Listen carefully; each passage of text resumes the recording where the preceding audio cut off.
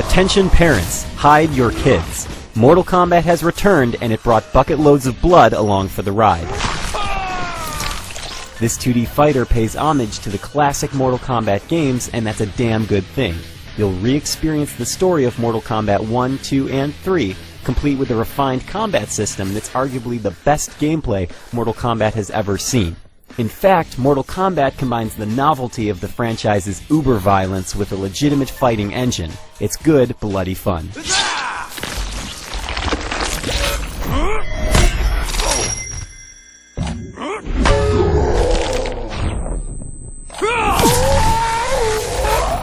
The plot of Mortal Kombat has always been kooky, but the story is actually pretty easy to follow this time around. Simply put, there's a tournament that decides the fate of Earthrealm. Raiden, the God of Thunder, is doing his darndest to make sure that Earth wins, although he's being haunted by visions sent from his future self. See? Simple. Strange visions. Now, I've never been 100% sold on the art style of Mortal Kombat. Some of the characters like Scorpion look pretty cool, but otherwise I think some of these guys and gals look flat out silly. So that's not a costume? You're actual military? With that said, the character models themselves look nice in-game, and the amount of blood they generate is admirable. Special note should be given to the Mortal Kombat environments because they look fantastic, and are way more interesting than the usual fighting game fare. Holy shit, there's a dragon!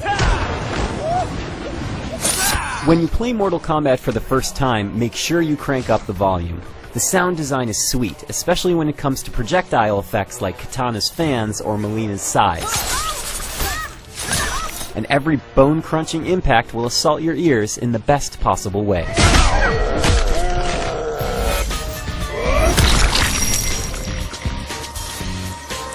And the award goes to...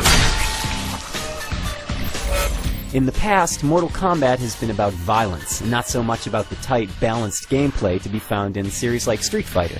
This Mortal Kombat changes things a bit. The team at NetherRealm wanted this to be a legitimate, competitive experience that's easy to get into, but gives experts plenty of room to flex their skills. For you newcomers, basic combos and special attacks are easy to pull off, but all the crazy juggle combos and long chains will take more time to get. That stuff isn't necessary right off the bat, though, so you can build up those techniques with time. Fortunately, the latest addition to the Mortal Kombat experience is a great one. The super meter on the bottom of the screen is a simple concept, but it allows for lots of strategy. It builds up as you fight.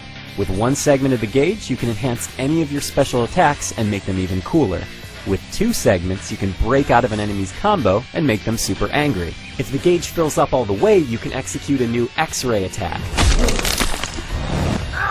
I call these Romeo Must Die attacks because we get to see a bunch of skeletons break in uncomfortable ways. Fighting in Mortal Kombat feels great, and there's a ton of stuff to do built around it. There's a story mode as well as a massive challenge tower with 300 different stages to clear in order to earn coins. Coins can be used to unlock art, music, costumes, fatalities, and more from the Mortal Kombat crypt. Online play is pretty standard stuff here, but there's also a cool mode called King of the Hill, where people can spectate fights and vote on the winner. My biggest complaints with Mortal Kombat are the imbalances you'll find in the single-player modes. When fighting through the story mode, you're thrown against some absurd odds. 2-on-1 matches and bosses that break the rules are commonplace in Mortal Kombat. Sure, you can beat them by spamming the same move over and over again, but that's no fun, right? Ask anyone at IGN how mad I got at those fights, and they will tell you, I got really mad. You suck.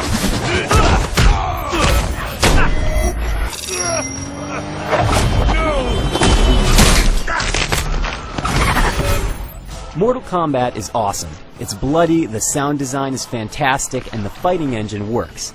If anything, I'm just disappointed that the single-player modes still require the same cheap tricks that we've seen out of Mortal Kombat and other fighting games for years. And I wish some of the character designs weren't stuck in the early 90s. Other than that, this is a great game to play with a bunch of friends. Enjoy the carnage, and check out all of our Mortal Kombat coverage at IGN.com.